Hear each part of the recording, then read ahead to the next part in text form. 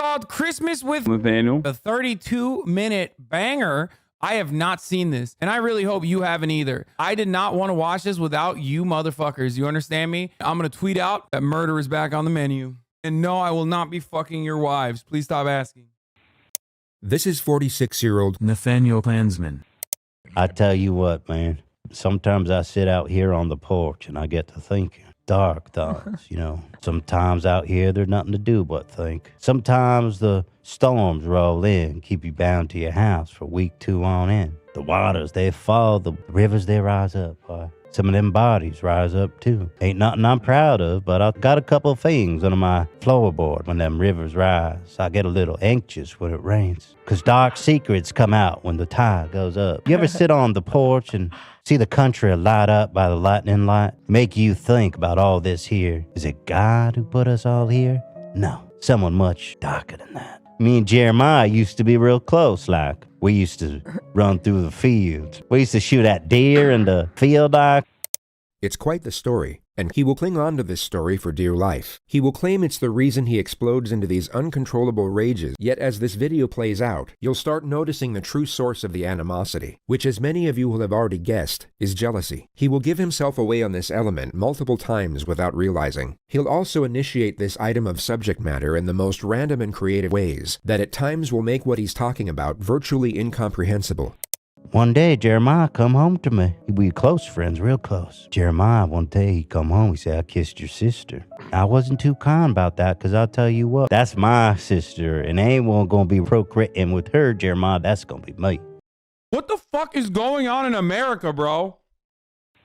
He just spoke about grievances that stem back to over 3 years ago. He's giving away evidence to suggest that the attack was influenced by revenge and retaliation, not just by a singular moment of madness. So I took Jeremiah out back, and I whispered in his ear, Jeremiah, crossed the line this time, big brother. And I did something I regret. I'm not proud to say it, but I put my hands on his neck. Watched as the light left his eyes. The last breath exited his mouth. As I looked on his lifeless body, I realized what I had done. I could tell there was no going back at this point. In the more common circumstance, when someone is facing the inevitability of spending the next several decades in prison, the more grandiose elements of their character tend to dissipate. The nature of their situation rapidly sets in the feelings of anguish and despair, leaving not much room for anything else. Least of all, the more extravagant or perhaps fraudulent aspects to one's character. Saw the clouds rolling in. I thought if I gotta live a good life here for my sister, I gotta get rid of this body. She gonna wonder where Jeremiah went. He's a good friend. He's been around for a long time. People be asking questions. So I gotta make sure that body get good gone. So did me a trench down out in the fields, real deep. This dude straight up sounds like every guy from Arkansas. Maybe it wasn't I was digging to hide the body. Maybe I was digging my own shame, trying to hide it. Don't have to face it again. I tell you, went about as deep as my shame down to the devil himself. And when I put Jeremiah's corpse, I rolled it right in there. As I filled in that ditch with my good friend Jeremiah, I said, never gonna be the same around here. Went home, the rain started to pour, the lightning hit the fields like a shot from God. Oh, this is so good. Oh, I love this fucking guy. Oh, JCS, I missed you. I'd like to say that was the last time I took a man's life, but it was only the first. Turned out I had an appetite for sending people out down to a real deep grave. And I wasn't this kind of man. I wasn't kind of a murderer, but it was a hole, a deep hole inside of me. Couldn't be filled up no other kind of way. Started with Jeremiah. Turned out the next one was Jim Bob. I don't like to talk about Jim Bob. It hurt too bad. Jim Bob, a good man. But I tell you, man, something happened when them lights just switch off behind my eyes and I see Jim Bob and I just think, this man belonged in the dirt, down with the devil himself.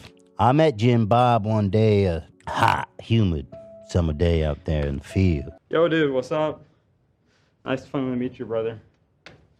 We was picking all the crops, the corn was getting ready for harvest. It was a tough harvest season, you know, the disease came, ate most of our crop. Hard time for us farmer type. Let's go! That's a hard job, bro. That's not easy. That's a hard ass job. But come around Jim Bob, coming around saying, hey, you boys look thirsty. Well, I was thirsty. There ain't no truth about that. But I was thirsty for something else. He didn't want to know the truth, and I didn't want to face it either. I'd already taken one man's life. I was about to take another. Something just woke in me. He was a good man, a good Christian boy. I don't like cursing, dude. Oh, dude, this is, oh my God, I love this man. He's literally every American, dude. Every fucking Ameribrain dickhead in my fucking chat. I gave him that iced tea. I watched the cubes swirl around his glass like the last embers of his life. This great flame that was Jim Bob about to flicker to the end. I invited Jim Bob back to my house. Tell him to sit down, watch the telly. You got it. Tomorrow, I'm gonna come. We have to keep our country gate, Pippi. And I just stand behind him and watch. I knew this man's last moment here on this earth. He didn't even see it coming. I hate to think about Jim Bob. What I did to him wasn't right. But I'll tell you since you asked. I put a little bit of a sedative in his iced tea. You know, the kind that just make you sleep nice and peaceful. Well, he drank his tea, boy. I tell you what. He looked so peaceful when he slept like that. The last time he'd ever sleep, I tell you, man. What is the difference between death and sleep, I wonder, as I sat there looking at Jim Bob? Because what I tell you, when I took that knife and dug it into his side, I tell you, he didn't wake up. He just kept on sleeping. And I wondered to myself, what is the difference? I just took me a life, and yet this man couldn't even wake up to face me in the eyes. Shut the fuck up, bitch. You jerk off piece of shit, dude. Suck my cock. Typical fucking pussy Nazi motherfucker, dude.